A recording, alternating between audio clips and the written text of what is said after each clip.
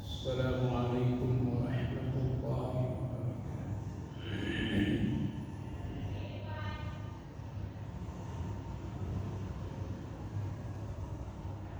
أعوذ بالله من الشيطان الرجيم. بسم الله الرحمن الرحيم.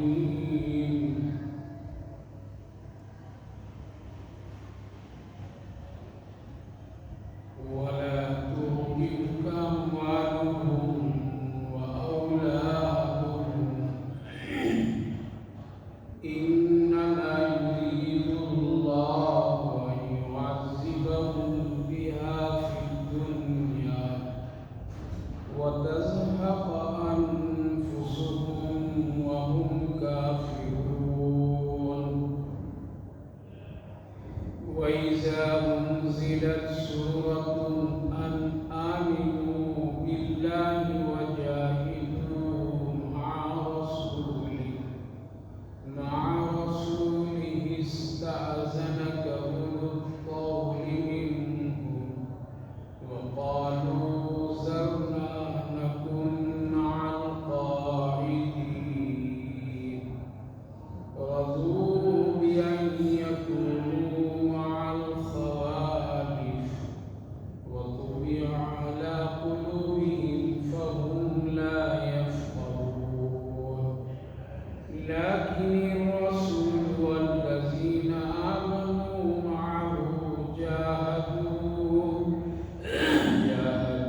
بأموالهم وأنفسهم وأولئك لهم الخيرات وأولئك هم المفلحون. أعد الله لهم جنات تجري من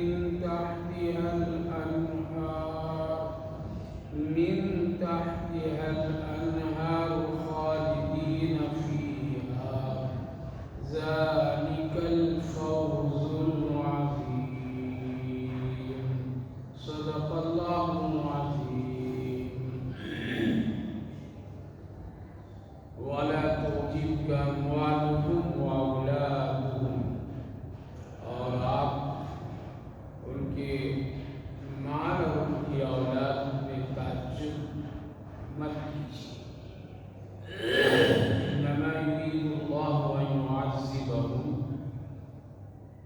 بے شک اللہ تعالیٰ چاہتا ہے کہ اس کو عذاب ہو دنیا میں اور اس کی موت ہو کفر کی حالت. وَإِذَا أُنزِلَتْ سُورَةٌ أَنْ آمِنُوا بِاللَّهِ وَجَاهِدُوا مَعَ رَسُولِهِ اسْتَأْذَنَكَ أُولُو الطَّوْلِ مِنْهُمْ، اور جب کوئی صورت نازل ہوتی اس بات کہ تم ایمان لاؤ اللہ پر اور جہاد کرو رسول اللہ صلی اللہ علیہ وسلم کے ساتھ،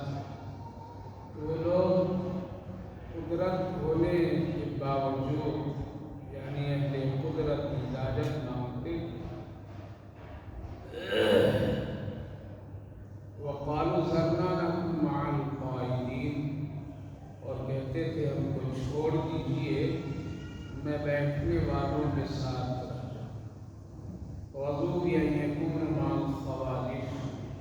خوش رہے اس بات پر بیٹھنے والے پیچھے رہنے والے کے ساتھ. ان کے دلوں میں مہر لگا دی گئی ہے، وہ لوگ نہیں سمجھے. پیاری ماں اور بہنوں، اللہ رب العالمین کا شکر، اس کا احسان کہ اللہ تعالیٰ نے آپ سبھی کو قرآن کریم کی اس بابرکت مجلس میں شرکت کی توفیق مرحمت فرمائی. اللہ تعالیٰ قبول فرمائے، آخرت کے لیے نجات کا ذریعہ بنائے، اور جو باتیں کہی جائے سنی جائے عمل کی توفیق نصیب فرمائے. گزشتہ مجلس میں جن آیات پر روشنی ڈالی گئی تھی وہ آیات کا اس کے خلاصہ یہ کہ اللہ رب العالمین منافق کے ساتھ اور منافق کے حالات اور اس کے معاملات ایک مسلمانوں اور ایک مسلمان کے لیے کس طرح ضروری ہے اور کیا اس کے ساتھ کرنا چاہیے، اور نبی اکرم صلی اللہ علیہ وسلم کے دور میں منافقوں کے ساتھ میں کیا حال رہا اور منافقوں کے رویہ کس طرح اسلام اور اسلام والوں کے ساتھ میں رہا، ان ساری باتوں پر روشنی ڈالی گئی تھی، جس میں ایک بہت بڑا منافق جس کا نام عبداللہ ابن ابی، اس کا بھی تذکرہ قرآن کریم کی آیت کی روشنی میں کیا گیا تھا، جس کا حاصل یہ تھا کہ منافق اللہ کی نظر میں بہت بڑا گنہگار ہے، اس کے لیے اللہ رب العالمین نے آخرت میں بہت دردناک عذاب رکھا ہے، اور دنیا میں بھی اس کے لیے ذلت اور رسوائی ہے، چاہے وہ کتنی بھی کوئی بھی شکل اختیار کر لے، منافقت کی حالت میں اگر وہ بڑی سی بڑی بھی عبادت یا کسی سے نسبت کو جوڑ لے، پھر بھی اس کے لیے بخشش و مغفرت نہیں ہے۔ اس لیے ہمیشہ آدمی کو اپنے دل اللہ، اس کے رسول اور دین کے سلسلے میں بہت پاک صاف رکھنا چاہیے، بہت ہی صاف ستھرا دل رکھنا چاہیے، نفاق نہیں رکھنا چاہیے۔ اسی لیے مسلمانوں میں آج نفاق کا اس قدر رواج ہے اور اس قدر لوگ اس کے عادی بن چکے ہیں کہ پہچاننا مشکل ہے کہ کون پکا سچا مومن مسلمان ہے اور کون پکا سچا منافق مسلمان ہے۔ لہذا آج زیادہ تر حالات جو علامتیں اور جو قرآن کریم کی روشنی میں جو منافقوں کی پہچان، چاہے وہ مرد ہو یا عورت، جو مذکور ہے، اس کی بنیاد پر گھر گھر، گلی گلی، خاندان خاندان میں، محلے محلے میں منافقوں کی بڑی علامت اور پہچان دیکھنے کو ملتی ہے، اور پھر اس حالات سے اور ان علامتوں اور پہچان کی بنیاد پر ایسا لگتا ہے کہ پتہ نہیں مرنے کے بعد کیا حال ہوگا۔ اس لیے آج مسلمان صرف زبانی دعوے پر ہے، عمل پر نہیں، اور یہی حال ہے منافق کا، یہی پہچان ہے منافق کا کہ وہ صرف دعویٰ اور وہ صرف اعلان اور صرف وہ بات میں ایمان اور اسلام کی باتیں کرتا ہے، عمل سے وہ کوسوں دور ہوا کرتا ہے۔ خود نبی اکرم صلی اللہ علیہ وسلم کے زمانے میں بھی اسی طرح کے لوگ تھے، لیکن وہ وقت وحی کا تھا، قرآن کریم کا نزول کا تھا، تو اللہ رب العالمین نام بہ نام ان کے ظاہر کرتے تھے اور ان کے نام ظاہر ہو جاتے تھے۔ لیکن آج کے دور میں یہ کوئی وحی کا زمانہ نہیں ہے کہ کسی کا نام اللہ ظاہر کر دے، البتہ علامتیں ایسی ہے،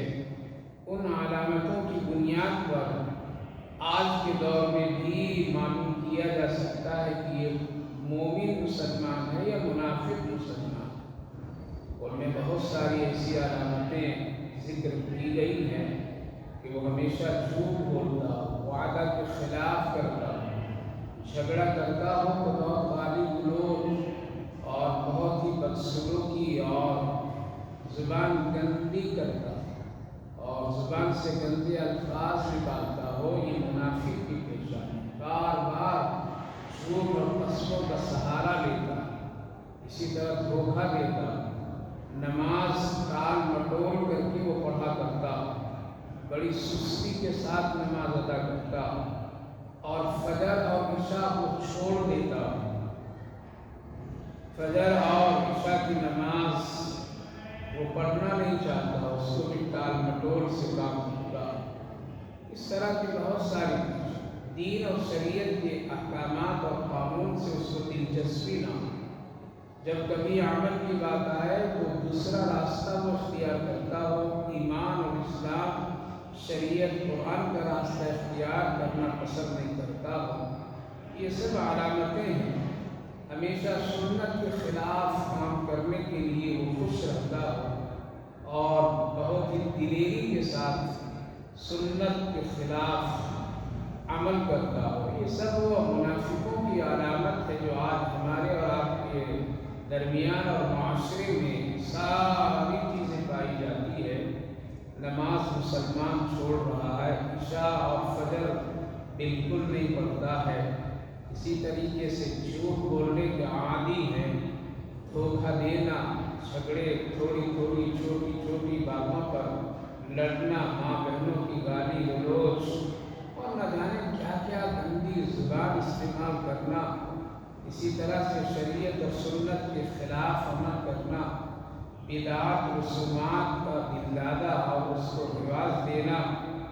مقدمہ بازی، جھگڑا بازی اور شریعت کے خلاف مقدمے عدالتوں کچہریوں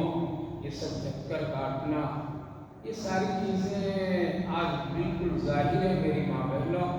اور یہ علامتیں مردوں میں بھی ہے عورتوں میں بھی ہے،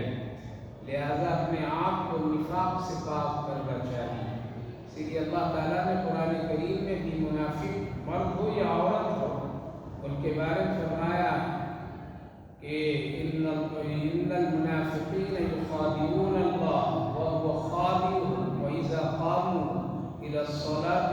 قاموا كسالى يراؤون الناس، کہ منافق لوگ اللہ کو بھی دھوکہ دیتے ہیں۔ اللہ کو دھوکہ دینے کا مطلب لیکن زبان سے کہتے ہیں مسلمان اللہ کو مانتے ہیں، لیکن عمل کے اعتبار سے وہ اللہ کے حکم کو نہیں مانتے۔ اسی طرح سے قاموا کسالى یراؤون الناس، وہ نماز میں جب کھڑے ہوتے ہیں بڑی سستی کے ساتھ، دل نہیں چاہ رہا پھر بھی پڑھ لیا، کسی کو دکھانے کے لیے،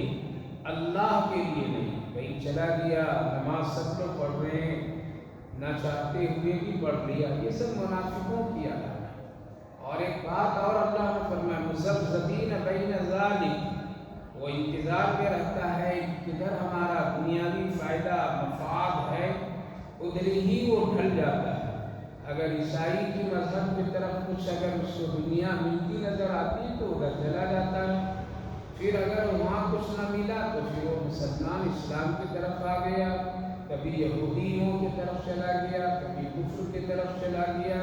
یعنی مفاد کی خاطر وہ سب کچھ کرتا رہتا ہو، کسی ایک دین پر وہ قائم نہیں رہتا ہو۔ مذبذبین بین ذلک ہؤلاء کہؤلاء،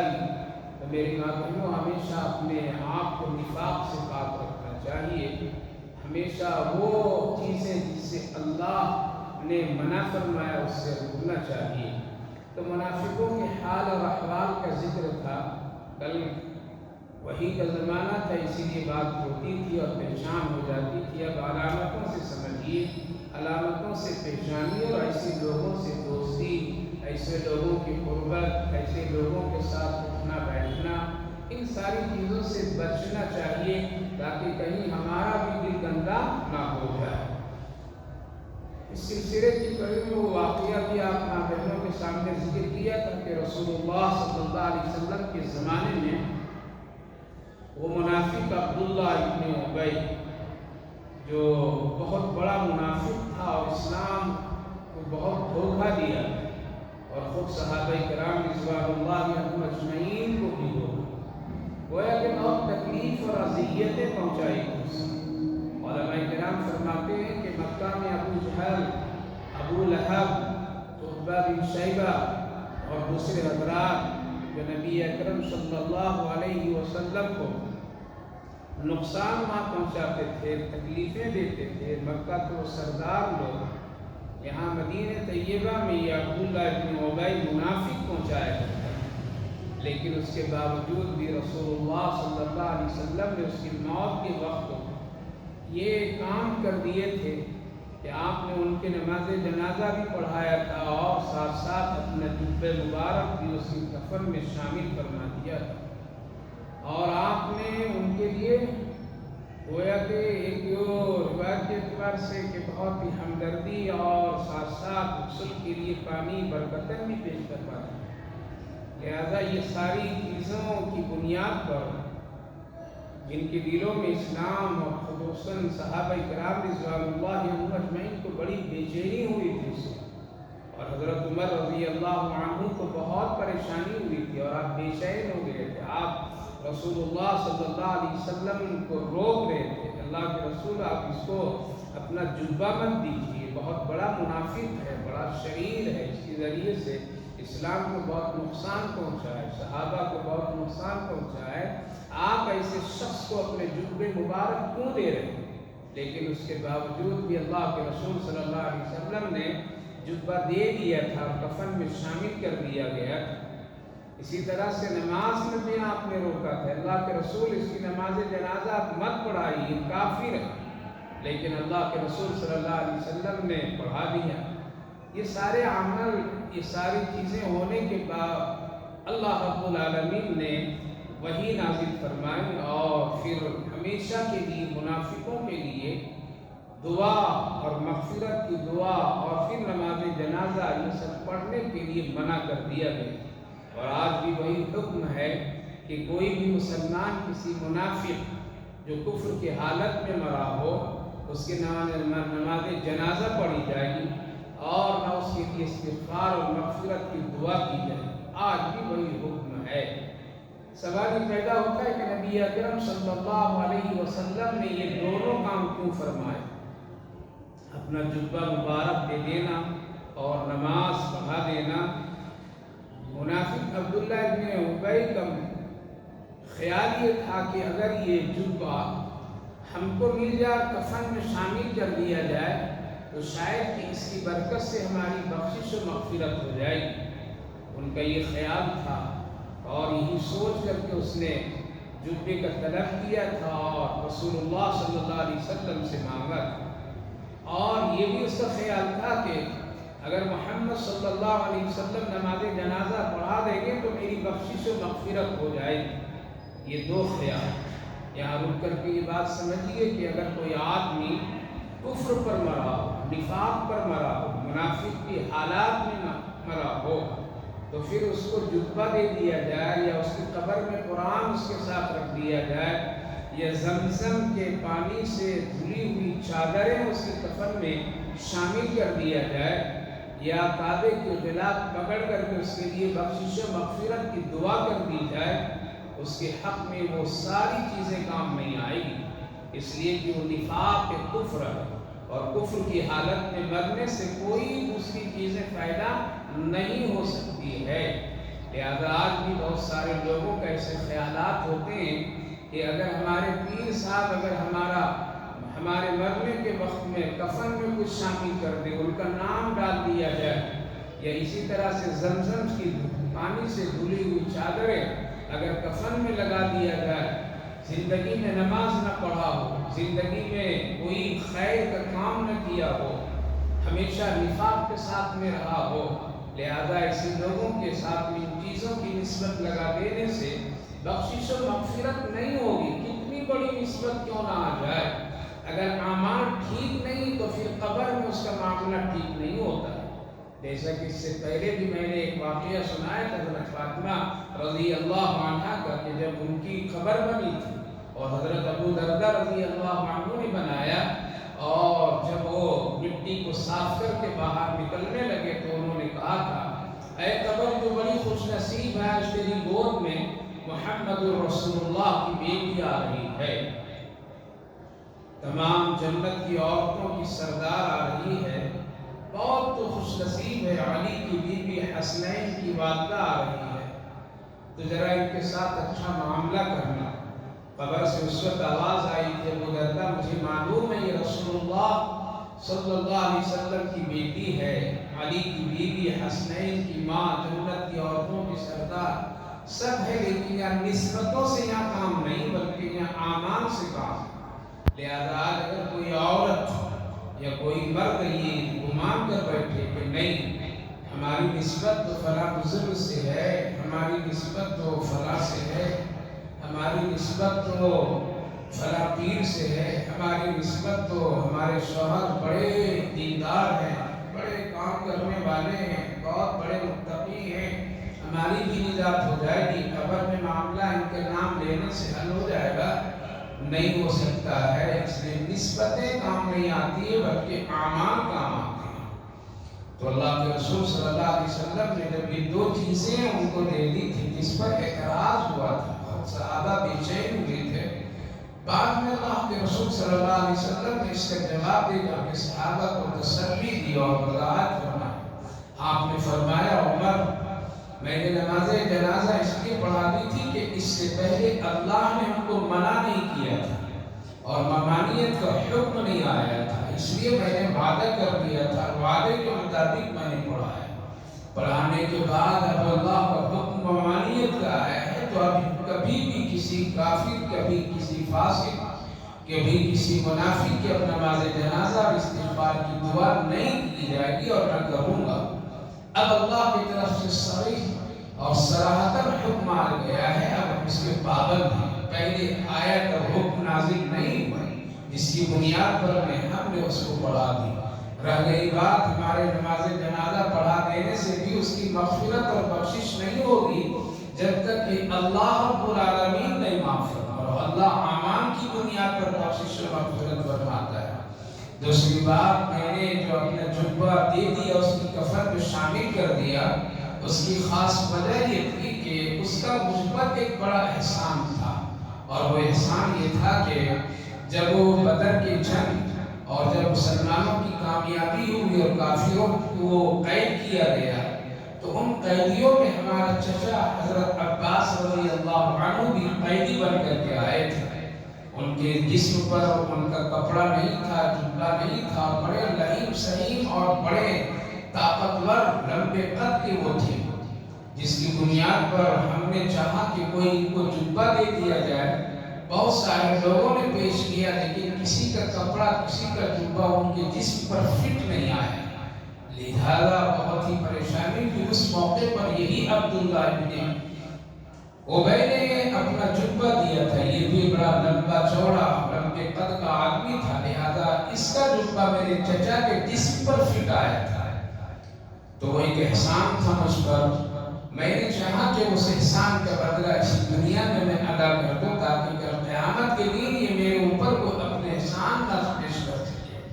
لہذا اس بنیاد پر میں نے جبہ دے دی۔ اور جبہ دینے کا مسئلہ یہ ہے کہ کفن میں شامل کر دیا جائے، مکمل اس کو دے دیا جائے، قبر میں اسی طرح اس کو رکھ دیا جائے، پھر بھی بخشش و مغفرت نہیں ہوگی جب تک کہ اس کے پاس ایمان نہیں،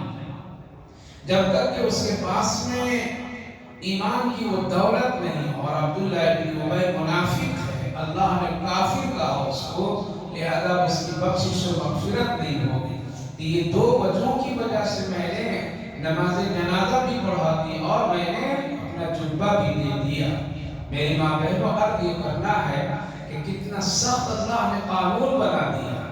آج اگر ایسے حالات ہو جائیں اور اس قانون پر اگر عمل کیا جائے تو مرد اور عورت کی بڑی تعداد مسلمانوں میں ایسی ہے کہ ان کے نماز جنازہ پڑھنے کا پڑھانے کا حق نہیں ہے، اس لیے ہم سب کے دلوں میں نفاق ہے۔ آج مسلمان میں بہت ہی دل کے ساتھ نماز چھوڑتے ہیں، آج مسلمان بہت ہی پروگرام اور بڑی تاکید اور بہت ہی خوبصورتی کے ساتھ جھوٹ بولا کرتے ہیں۔ آج مسلمان دھوکہ دینا ہی کا ایک عمل اور ایک شیوا بنا ہوا ہے۔ آج مسلمان چھوٹی چھوٹی باتوں پر جھگڑے، تکرار اور لڑائی کرنا ان کا ایک معمول زندگی بن گیا ہے۔ گھر میں جو ہے اپنوں میں ہو، غیر میں ہو، ساس ہو، بہو ہو یا اسی طرح سے کوئی بھی ہو، آپس میں گالی گلوچ، چھوٹی چھوٹی باتوں پر جھگڑا تکرار، یہ سب نفاق کی علامت ہے۔ اور اسی طرح سے بدعات کو جنم دینا، بدعات کو فروغ دینا، یہ بھی منافقوں کا کام اور چال ہے۔ کہتے کچھ ہیں اور کرتے کچھ ہیں، یہ منافق کی علامت ہے۔ لہذا ساری چیزیں ہم سارے درمیان میں یہ پائی جاتی ہے۔ اگر اس حکم پر عمل کیا جائے تو نہ جانے کتنے لوگ جنازے کے دفن کر دیے جائیں گے، لیکن اللہ کا شکر احسان ہے کہ ہمارے اکابر و اسلاف بزرگان دین فقہائے کرام نے یہاں گنجائشیں نکالی جس کی بنیاد پر آج نفاق کی حالت میں بھی نماز جنازہ پڑھ دی جاتی ہے اور نماز جنازہ کے ساتھ ان کو دفن کیا جاتا ہے۔ لہذا اپنے دلوں کو پاک صاف ہمیشہ رکھیے۔ اللہ منافق سے بہت ناپسند کرتا ہے، اللہ منافق کو ناپسند کرتا ہے۔ اللہ منافقوں سے بہت ہی زیادہ ناراض ہوتا ہے۔ اللہ رب العالمین ایسوں پر غضب اور قہر کے فیصلے فرما دے، دنیا میں بھی اس کے لیے ذلت اور آخرت میں بھی اس کے لیے ذلت ہے۔ اگرچہ نفاق کی اور کفر کی حالت میں دنیاوی اسباب ان کے پاس بہت ہوتے ہیں، مال دولت اور اولاد ان کے بڑے اچھے ہوتے ہیں، ان چیزوں کو دیکھ کر کے کبھی گمان نہیں کرنا چاہیے کہ اللہ کے نزدیک بہت اچھے لوگ ہیں۔ اسی لیے اللہ رب العالمین نے جو اس وقت میں نے آیت کریمہ کی تلاوت کی ان میں اسی کی طرف اشارہ کر دیا کہ اگر کوئی دنیا میں کافر ہے، مشرک ہے، نافرمان ہے، منافق ہے، فاسق ہے، فاجر ہے، اور پھر اس کے پاس دولت ہو، اس کے آل اولاد بڑے اچھے عہدوں پر ہو، پڑھے لکھے لوگ ہو، تو خبردار اے ایمان والے کبھی بھی تم تعجب نہیں کرنا کہ اس کے پاس میں اتنی صلاحیتیں اور اتنی خوبیاں، اتنی عزتیں، دنیا کے ٹھاٹ باٹ کیوں ہے؟ اللہ رب العالمین نے یہاں فرمایا وَلَا تُعْجِبْكَ أَمْوَالُهُمْ وَأَوْلَادُهُمْ، اے میرے محبوب، اے میرے نبی صلی اللہ علیہ وسلم، ان کے مال اور اولاد پر آپ تعجب مت کیجیے۔ یعنی کہیں آپ یہ دیکھیں کہ منافق ہونے کے باوجود بھی ان کے آل اولاد کفر اور کافر ہونے کے باوجود بھی ان کے پاس دنیا کی ساری سہولیات اور مال و دولت کا بہتات، یہ سب کیسے ہے؟ آپ تعجب مت کیجیے۔ مال و دولت کا بڑھ جانا، آل اولاد کا بڑے بڑے عہدوں پر آ جانا، دنیا کی کمانے کی مشین کی طرح بھاگ دوڑ کرنے والی اولادیں، نماز چھوڑنے والے، دین سے دور رہنے والی اولادیں، اس کے بارے میں اللہ نے فرمایا انما یرید اللہ ان یعذبہم بہا فی الدنیا، کہ ہم چاہتے ہیں کہ اس کو جب اللہ تعالیٰ ناراض ہوتا ہے تو دنیا خوب اس کو دیتا ہے، آل اولاد کی ترقی دے دیتا ہے، تاکہ اسی میں بندہ پھنسا رہے، اسی میں وہ الجھا رہے، اسی میں تعریف پر تعریف کرتا رہے اور اسی کوشش میں لگے رہے، ایک سے دو، دو سے چار، چار سے پانچ بناتا رہے اور دولت کا خزانہ جمع کرنا، اپنے آل اولاد کو پڑھانے لکھانے اور دنیا کمانے کے لیے ملک سے دوسرے ملک، یہاں سے وہاں پوری عمر پڑھانے لکھانے کمانے کے چکر میں گزار دے، اللہ الجھا کر کے رکھ دیتا ہے اور دین و شریعت سے پھر ہٹ جاتا ہے، سجدے کی توفیق اس سے چھین لی جاتی ہے، اخلاق اس سے بدل دیا جاتا ہے، اس کے ایمان کمزور کر دیے جاتے ہیں، فحاشی اور گناہ کے خیالات میں ڈبا دیتا ہے اللہ تعالیٰ۔ تو اللہ تعالیٰ فرمایا انما، اللہ چاہتا ہے کہ یہ عذاب میں مبتلا ہو جائے دنیا میں، اور تزہق انفسہم وہم کافرون، اور اس کی موت آئے تو کفر کی حالت میں آئے۔ اس لیے بہت سارے ایسے لوگ ہیں برائے نام کے مسلمان ہیں، لیکن حقیقت میں اس کی روح جب نکلتی ہے تو فرشتہ کفر کی حالت میں نکالتا ہے۔ اسی لیے اللہ کے رسول صلی اللہ علیہ وسلم نے ارشاد فرمایا بہت سارے ایسے لوگوں کے جنازے کی نماز پڑھی جاتی لیکن حقیقت میں وہ کافر ہوتا ہے، صبح وہ مومن ہوتا ہے، شام کو کافر بن جاتا ہے، شام کو وہ مومن ہوتا ہے، صبح تک وہ کافر ہو جاتا ہے۔ اس لیے میری ماں بہنوں ہمیشہ اپنے دل میں ایمان رکھی، نفاق سے پاک صاف رکھی، دنیا کے حرص اور طمع اور لالچی سے اپنے دل کو بہت ہی پاک صاف رکھی، شریعت پر عمل کیجیے، بدعتوں کو ہرگز جنم نہ دیجیے، بدعتوں کے کاموں میں ہرگز نہ شریک ہوئیے، رسومات میں ہرگز نہ جائیے۔ کسی انسان اور انسان کو خوش کرنے کے لیے اللہ کے قانون، رسول اللہ کی شریعت کو مت بھلائیے، ورنہ کل قیامت کے دن میں اور موت سے پہلے، مرنے سے پہلے یہ دو عذاب ہیں۔ ایک تو یہ ہے کہ دنیا میں اس کو خوب آرام اور آسائش کی دنیا مل جاتی ہے، لیکن عبادت کا شوق، سجدے کا شوق، دعا کا شوق، اللہ کے سامنے گڑگڑانا، توبہ کرنا، یہ سب اللہ اس کی زندگی سے نکال دیتا ہے، اور پھر مرنے کے وقت میں بڑی سخت تکلیف اذیتیں ہوتی ہے اور وہ کفر کی حالت میں مرتا ہے۔ لہذا یہ دو عذاب دنیا ہی میں اس کو چکنا پڑتا ہے، اس لیے اپنے دلوں کو پاک صاف رکھیے اور ایمان والا دل بنائے رکھیے، ورنہ کہیں ایسا نہ ہو کہ کفر کی حالت میں انسان کی موت ہو۔ آگے اللہ رب العالمین نے کچھ ایسے لوگوں کے احوال کا بھی ذکر فرمایا اور فرمایا کہ بہت سارے ایسے لوگ ہیں جو قدرت رہنے کے باوجود بھی دین کی خدمت میں نہیں ساتھ ہوتے تھے، یعنی جب رسول اللہ صلی اللہ علیہ وسلم جب کبھی جہاد کے لیے بلاتے تھے تو یہ لوگ بہانہ کرتے تھے، جبکہ ان کے پاس میں وسعت تھی، یہ لوگ صاحب استطاعت تھے، اس کے باوجود بھی بہانہ ٹال مٹول کرتے تھے۔ یہ ٹال مٹول کرنا بھی ایک گویا کہ نفاق کی علامت ہے۔ مثلا ایک آدمی فارغ البال ہے، ایک آدمی بالکل فرصت میں بیٹھا ہے، ایک آدمی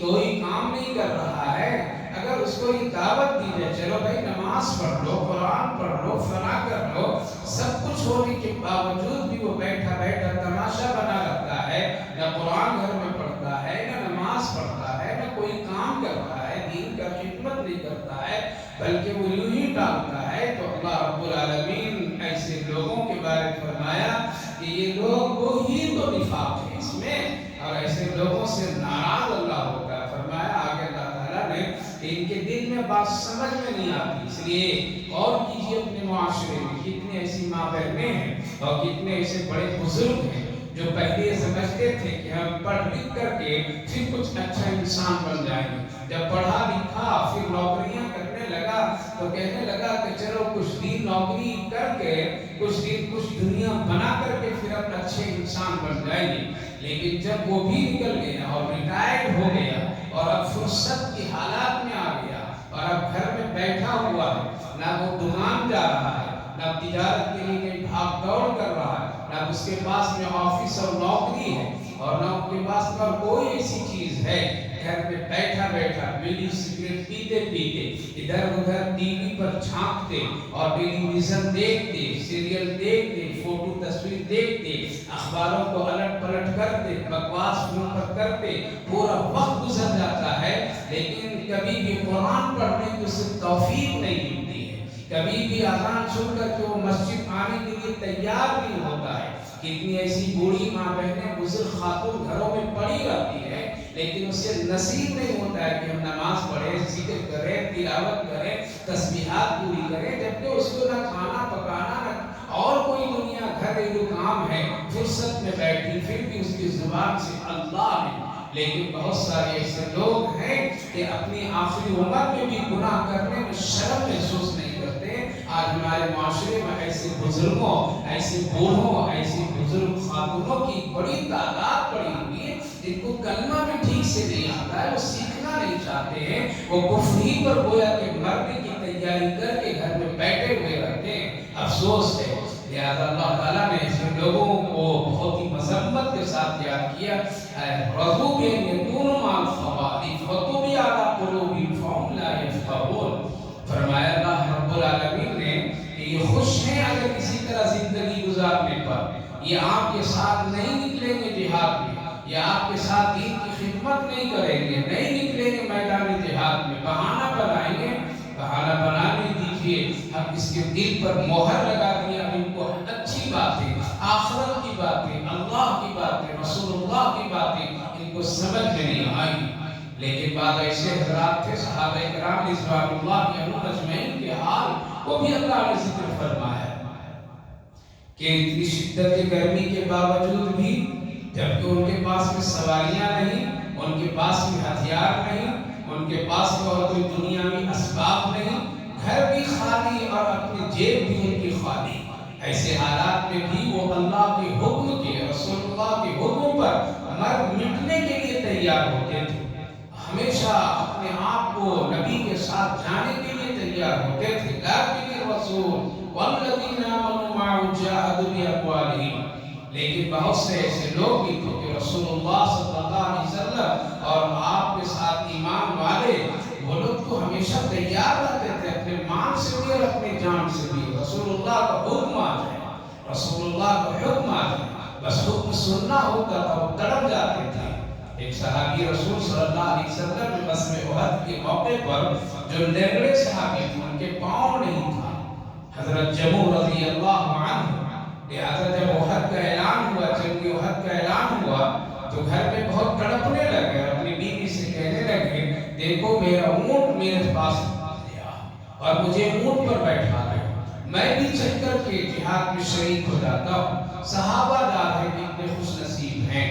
رسول اللہ کا اعلان ہے ہم بھی جانا چاہتے ہیں، بہت ضد کرنے لگے، بیوی منع کرنے لگی، آپ پر جہاد فرض نہیں ہے، آپ پاؤں کے معذور ہیں، آپ معذورین میں شمار کیے جاتے ہیں، آپ مت جائیں، لیکن وہ ہیں تڑپ رہے ہیں، جانے کی تیاری کر رہے ہیں، آپ اپنی بیوی سے بار بار انتظار کر رہے ہیں، سواری کا انتظام کر دو، سواری ٹھیک کر دو، ہم جائیں گے، ہم جائیں گے۔ اللہ اکبر، پاؤں نہیں ہے، لیکن وہ غزوہ احد میں، جنگ احد میں جانے کی تیاری ہے۔ وہاں کوئی دعوت کی پارٹی نہیں ہو رہی تھی، وہاں کوئی کھانے پینے کا نظم نہیں تھا، وہاں کوئی خوشی اور تالیاں بجانے اور دوسری چیزیں آسائش کی نہیں تھی، وہاں تو جان دینے کی باری تھی۔ لیکن ایک لنگڑے صحابی، پاؤں سے معذور صحابی، میری ماں بہنوں سوچی آج کے مرد مسلمان کیسے ہیں، آج کی ماں بہنوں میں ایمانی جذبات کتنے ہیں، وہ کتنے دین کی فکر کرتی ہیں اپنے گھر میں، اپنے بے نمازی شوہروں کو نمازی بنانے کے لیے کتنی فکر کرتی ہے، بے نمازی اپنے بچے بچیوں کو نماز کی تاکید کتنی کرتی ہے، قرآن گھر میں کبھی پڑھا نہیں جاتا کتنی فکر کرتی ہے۔ کل کی خاتون کس قدر محنت اور کس قدر اپنے آپ کو اللہ اس کے رسول کے حکم کے حوالے کر دیتے تھے۔ خیر، وہ معذور صحابی، ان کے لیے اونٹ تیار کر دیے، بیوی بھی سواری کا انتظام کر دیتی ہے اور سہارا دے کر کے اونٹ پر بیٹھا کرتی ہے۔ اللہ اکبر، وہ معذور صحابی ہے، اونٹ پر بیٹھتے ہیں، آسمان کی طرف ہاتھ اٹھاتے ہیں اور نگاہ لگاتے ہیں، کہتے ہیں اے اللہ دوبارہ مجھے اس گھر کی طرف لوٹانا نہیں۔ آہستہ آہستہ چپکے دعا کر دیتے ہیں اور چلے جاتے ہیں۔ کیا جذبات، کیا دل کے اندر میں سوچ کر کے دیکھیا، آج تو آپ اپنے بچوں کو مسجد تک آنے میں ساتھی آپ نہیں بن پاتی، آپ ایسی ماں نہیں بن پاتی، آپ ایسی بہن نہیں بن پاتی، آپ ایسے گھر کی خاتون نہیں بن سکتی ہے کہ سوئے ہوئے بے نمازیوں کو اٹھا کر کے وہ سردے پر لا سکے۔ ہمارا باپ کا ایمان اس وقت اتنا کمزور ہے، ہم اس وقت اس حالت میں ہم زندگی ہم لوگ گزار رہے ہیں، اور وہ خاتون ایسی ہے جو اپنے معذور صاحب شوہر کو اونٹ پر بیٹھا دیتی ہے اور وہ کہہ کر کے رخصت ہو جاتے ہیں۔ جنگ احد میں لڑائیاں ہوئی، مسلمان شہید ہوئے، ان میں یہ بھی شہید ہو گئے۔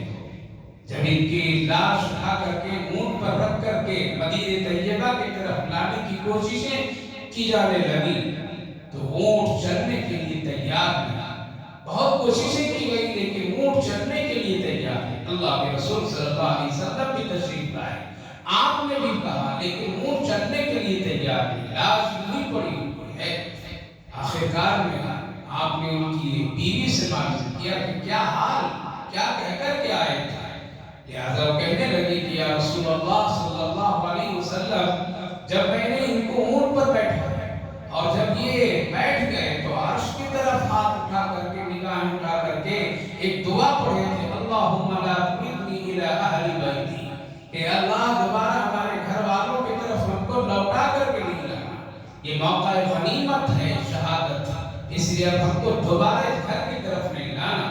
اللہ کے رسول صلی اللہ علیہ وسلم نے فرمایا اسی وجہ سے اونٹ چلنے کے لیے لاش لے کر کے تیار نہیں ہے، ان کو یہی احد کے قبرستان میں دفن کر دو۔ لہذا جہاں احد کے شہداء کی تدفین ہوئی، قبریں بنی، وہیں ان کی بھی قبریں بن گئی اور وہیں دفن کیا گیا۔ اور میری ماں بہنوں کتنے ایسے مخلص لوگ تھے جو ہر حال میں اپنی جان اپنے مال کے ساتھ ہمیشہ کھڑا رہتے تھے۔ اللہ نے فرمایا اولئک لہم الخیرات، وہی لوگ ہیں جن کے لیے نیکیاں ہیں، یہی لوگ کامیاب ہیں آخرت کے اعتبار سے۔ ہم لوگ سمجھیں گے کہ یہ بیوقوف لوگ تھے جو اتنے جان مال سب بیوی بچوں کو چھوڑ چھڑا کر کے لگ جاتے تھے۔ اللہ فرما رہا ہے یہی لوگ کامیاب ہوئے، یہی لوگوں انہی لوگوں کے لیے کامیابی، آخرت کی کامیابی دنیا کی کامیابی کو کامیابی نہیں ہے۔ یہاں تو سڑک پر گزارنے والے بھی گزار لیتا ہے، اس کی بھی راتیں گزر جاتی ہیں، دن گزر جاتا ہے،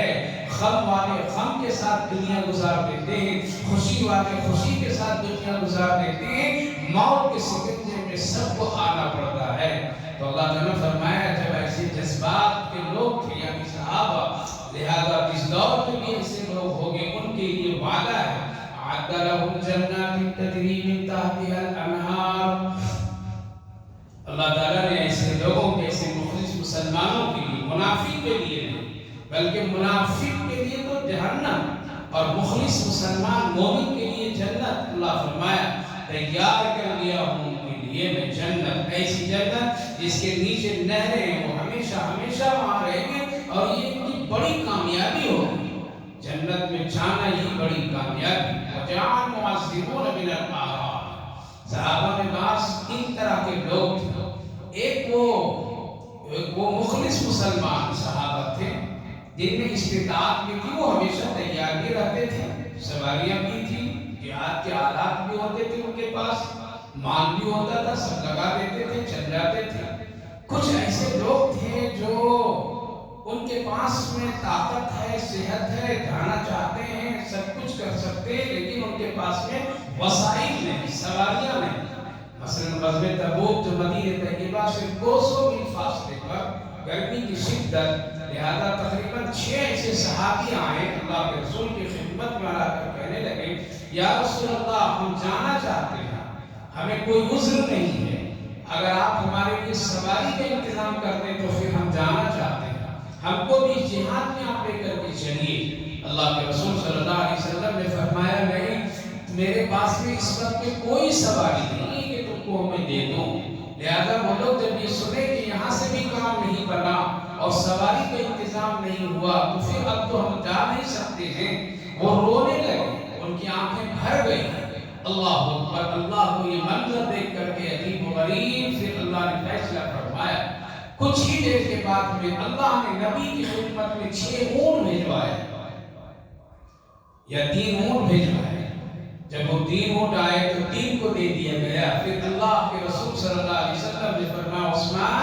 عثمان غنی رضی اللہ عنہ نے پھر نبی کے حکم پر 3 اونٹ کا اور انتظام فرمائے، اور ان 6 رونے والوں کو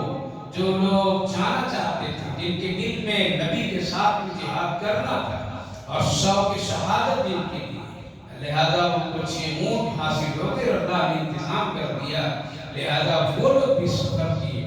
تو ایک تو اس قسم کے لوگ تھے، اور ایک وہ لوگ تھے جو معذور قسم کے تھے۔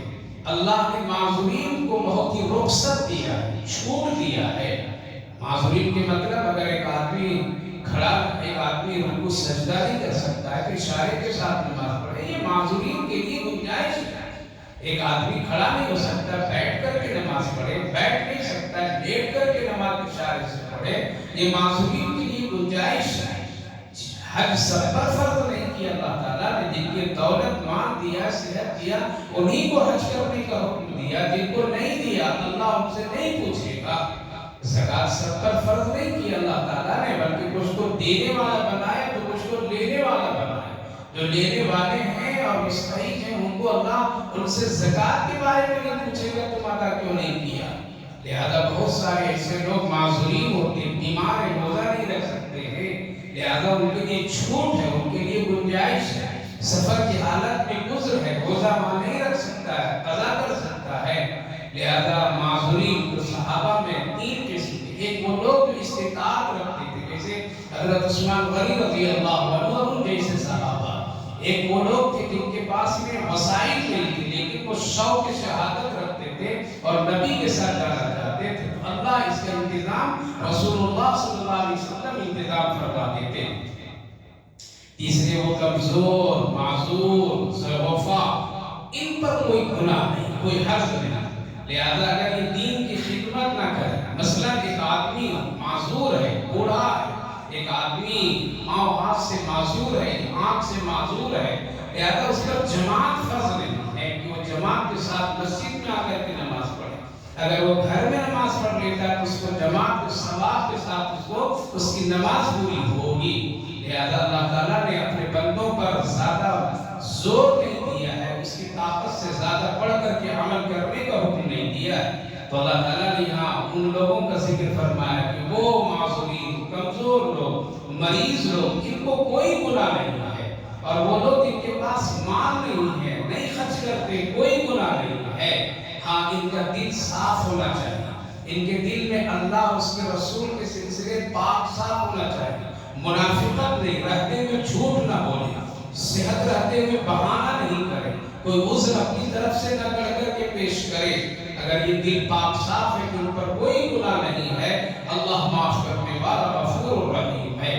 وَعَلَى الَّذِينَ إِذَا مَا أَتَوْكَ لِتَحْمِلَهُمْ قُلْتَ لَا عَجِبُ،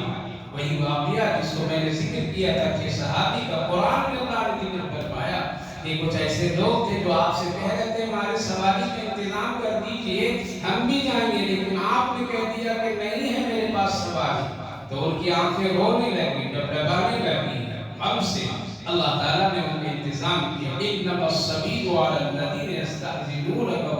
ہاں پکڑ تو آخرت میں ان لوگوں کے لیے ہے جن کو اللہ نے مالدار بنایا، صحت مند بنایا، پھر وہ بہانہ ڈھونڈتے ہیں، عذر کرتے ہیں، فضول خرچیاں کرتے ہیں، لیکن دین میں نہیں، اللہ کے رسول کے حکم میں نہیں، اپنی طاقت کے زور دنیا کے کمانے میں 24 گھنٹہ لگا دیتے ہیں، لیکن 10 منٹ مصلی پر کھڑا ہونا ان کے لیے مشکل ہوتا ہے۔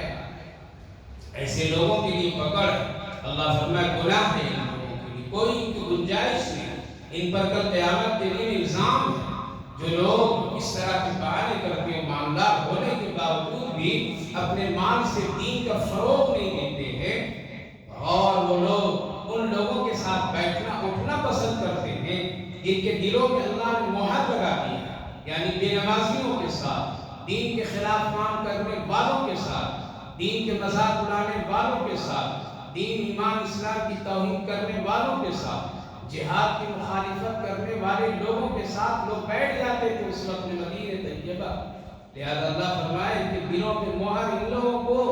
لوگوں پر الزام ہے، کل قیامت میں جو پکڑ ہے طبع اللہ علی قلوبہم فہم لا یعلمون، یہ نہیں سمجھتے۔ خلاصہ یہ میری ماں بہنوں کہ ہمیشہ اپنے دل کو نفاق سے پاک صاف رکھیے، جھوٹ کبھی مت بولیے، جھگڑے میں گالی گلوچ کر کے کسی کی توہین مت کیجیے، چھوٹی چھوٹی باتوں پر جھگڑا کرنا منافق کی علامت ہے، کسی کو دھوکہ دینا یہ منافق کی علامت ہے، نماز کو ٹال ٹال کر کے بے وقت ہو کر کے پڑھانا یہ سب منافقوں کی علامت ہے، سستی اور کاہلی سے نماز کا ترک کر دینا یہ منافقوں کی علامت ہے، دین کی اہمیت قرآن کی اہمیت نہ سمجھنا یہ منافقوں کی علامت ہے، کہنا کچھ اور کرنا کچھ یہ بھی منافقوں کی علامت ہے۔ لہذا ان ساری چیزوں سے بچیے۔ سنت کے مقابلے میں بدعت، رسومات، رسم و رواج کو بڑھانا یہ بھی منافقوں اور بدعتیوں کا کام ہے۔ ان ساری چیزوں سے بچیے، تبھی موت ایمان پر ہوگا، تبھی خاتمہ بالخیر ہوگا، ورنہ پھر اللہ نے فرمایا ہم تجھے پھر نیکی کے کام سے ہٹا کر کے تیری موت سخت بنا دیں گے، کفر کی حالت میں تجھے مرنا پڑے گا، اور یہ حالات ایسے ہوتے ہیں کہ اس وقت میں کوئی کام آنے والا نہیں ہے۔ لہذا اپنے دلوں کو نفاق سے پاک صاف رکھیے، اپنے گھر میں بے نمازی کو نمازی بنائیے، ان کے نفاق کو ختم کیجیے، منافقوں کی جو پہچان اور لباس وہ پہن چکے ان کو اتروائیے، اور ان کو ایک پکا سچا مومن مسلمان بنائیے، اپنے گھروں میں اس کی علامت اور اللہ کے قانون کو نافذ کیجیے۔ آج دنیا میں کتنے ہم لوگوں کے لیے پریشانیاں، اور آج جو یہ اعلان پر اعلان ہو رہا ہے کہ قانون ایسا بننے والا ہے، قانون اس طرح سے بنایا جائے گا، یہ مسئلے ہوں گے، مسلمان یہ کریں وہ کریں فلاں فلاں فلاں، یہ وجہ کیا ہے؟ وجہ یہی ہے کہ ہم تو پہلے سے اسلام کے قانون سے ہٹے ہوئے ہیں۔ ہماری شادی، ہماری بیاہ، ہمارا نکاح، ہمارا ولیمہ، ہمارا شادی کا معاملہ، لین دین، زید، یہ تو سب شریعت سے ہٹ کٹ کر کے ہے، ہماری پوری زندگی شریعت سے دور ہے۔ لہذا پہلے سے ہم لوگ تو اس کے باغی بن کر کے زندگی گزار رہے ہیں، تبھی تو یہ مصیبت آئی ہے، اس لیے لوٹ کر کے آئیے، پھر اسلام کا جھنڈا بلند کیجیے، شریعت پر پابندی کیجیے، شریعت کو اپنے ذات سر سے لے کے پاؤں تک نافذ کیجیے، انشاءاللہ دشمن اپنی سازش میں ناکام ہوگا، اور ہمیشہ اللہ کی مدد اور نصرت ہم سب کے ساتھ ہوگی۔ دوسری بات، ایسے لوگوں کے ساتھ میں رہنا سہنا، ملنا جلنا، بات چیت کرنا پرہیز کیجیے، جن سے آپ کے دینی امور اور دینی معاملات میں فرق پڑ جائے، آپ کی نیکیوں کے کام میں فرق پڑ جائے، گناہ جہاں زیادہ پیدا ہو جائے، ایسے لوگوں سے ملنا جلنا، بات چیت، گفتگو، اٹھنا بیٹھنا کم کیجیے، پرہیز کیجیے، اس سے بچنے کی کوشش کیجیے۔ ایسے کھانا اور پینا جو حرام کی طرف لے جائے، جو عبادت میں سستی پیدا کر دے، جو ذکر و اذکار سے ہٹا دے، ایسے کھانے پینے سے بہت پرہیز کرنا چاہیے۔ چاہیے۔ آج کے دور میں انہی چیزوں کی وجہ سے ہماری زبان ہمارے عمل میں ذکر کی اہمیت اور ان تمام باتوں سچائی کو بولنا ہم سب کو نصیب نہیں ہوتا ہے۔ وجہ اس کی یہی ہے کہ آج ہم دین اور شریعت سے ہٹتے ہوئے جا رہے ہیں اور ایسے لوگوں سے تال میل اور ملنا جلنا پسند کرتے ہیں جو لوگ دنیا دار ہیں، نفاق رکھتے ہیں، دین اور شریعت کے کھلواڑ کرتے ہیں، جو بے پردگی اور بے حیائی کے ساتھ جینا چاہتے ہیں۔ ایسے لوگوں کو اپنے قریب لانا اور اس کی اہمیت دیتے ہیں، اس سے بچیے ورنہ ایمان کے خطرے میں نہ پڑ جائے۔ سب سے آخری بات کہ اگر استطاعت طاقت ہے تو دین کی خدمت اور کام کرتے رہیے۔ کرنا ہمارا اور آپ کا کام ہے، قبول کرنا اللہ کا کام ہے، لہذا بہانہ نہیں بنانا چاہیے۔ چیز رکھتے ہوئے کسی غریب کو لوٹا نہیں، فقیر کو لوٹا نہیں، محتاج کو لوٹا نہیں، اپنے رشتہ داروں میں اور اپنے محتاجوں ضرورت مندوں جس پر آپ کو یقین ہے اس کی مدد کیجیے، ٹال مٹول مت کیجیے، اور جب جہاں موقع آ جائے دین کی بات بتانے سننے اس میں بڑھ چڑھ کر کے حصہ دیجیے، وقت لگائیے، انشاءاللہ ایمان پر خاتمہ اللہ فرمائے گا، ورنہ دنیا بھی بگڑ جائے گی اور آخرت بھی بگڑ جائے گی۔ اللہ ہم سب کو سمجھ اور عمل کی توفیق نصیب فرمائے۔ الحمدللہ آج 10 جز مکمل ہوئے اور 10واں جز کئی سالوں کے بعد آج مکمل کرنے کی اللہ نے توفیق عطا فرمائی۔ تقریباً 12 سال کا عرصہ ہوا ہوگا یا اس سے کم، لیکن جب سے میں اس علاقے میں تفسیر قرآن کریم کا سلسلہ میرا شروع ہے وہ مرکز کی مسجد میں اور پھر اس طرح سے ماں بہنوں کی اس مجلس میں، تو اس کی مدت اتنی ہو رہی ہے۔ الحمدللہ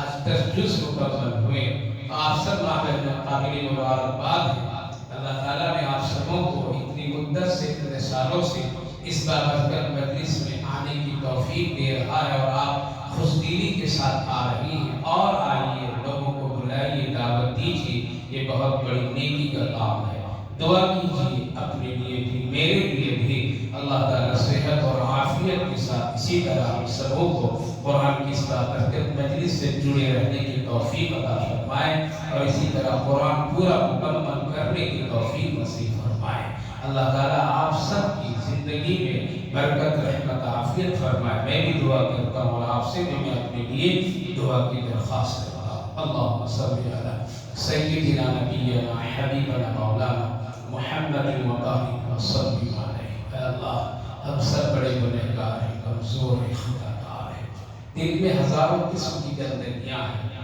حرص ہے، لاچی ہے، تنا ہے، اے اللہ نفاق بھی ہے، اللہ کہتے کچھ ہیں کرتے کچھ ہیں، عمل میں سستی ہے، کاہلی ہے، اللہ بہت کوتاہیاں ہے، تو سب جانتا ہے، آپ سے کوئی چیز نہ چھپی ہے نہ ہم چھپا سکتے ہیں۔ اے اللہ اپنے کرم رحم سے معاف فرما دیجیے ہم سبوں کے دلوں میں دین کی محبت، اپنی محبت، رسول اللہ کی محبت، قرآن کی محبت، عصمت عطا فرمائیے۔ نفاق سے، حسد سے، بغض سے، گالی گلوچ سے، جھگڑے تکرار سے، نفرت سے اللہ ہم سب کی زندگیوں کو پاک صاف رکھیے۔ یا ارحم الراحمین ایسے حالات جو مشکل کے آنے والے ہوں اس سے ہم سب کی حفاظت فرمائیے، پوری امت کی حفاظت فرمائیے۔ اللہ بابرکت مجلس کو بےحد قبول فرمائیے، اللہ قبول فرمائیے، آخرت کے لیے نجات کا ذریعہ بنائے، دنیا کے لیے خیر فلاح صلاح کا ذریعہ بنائے۔ اتنی ماں بہن پابندی سے شرکت کر رہے اس مجلس میں اللہ سب کی حاضری کو علی کو قبول فرمائے، سب کی عمر اور جان مال میں برکت نصیب۔ جو لوگ بھی اس مجلس کے لیے خدمت کرتے ہیں اللہ، جو لوگ بھی جس طرح سے اس مجلس کے لیے تعاون اور مدد کرتے ہیں اللہ، جو لوگ اس کی فکر اور اس کی تیاریاں کرتے ہیں اللہ، سب کو اللہ تو اپنے خاص فضل اور رحمتیں عطا فرمائیے، سب کی زندگی میں خیر برکت، روزی رزق میں برکت عطا فرمائیے، صحت میں برکت، عافیت عطا فرمائیے، بیماروں کو صحت و شفا نصیب فرمائیے، صحت مندوں کو سلامتی نصیب فرمائیے، جو لوگ دنیا سے جا چکے ہیں ان سب کی بخشش و مغفرت فرمائے، ہماری دعاؤں کو اپنے فضل و کرم رحمتوں سے قبول فرمائے۔ صلی اللہ علی النبی وعلی آلہ وسلم۔ سبحان ربک رب العزة عما یصفون وسلام علی المرسلین والحمد للہ رب العالمین۔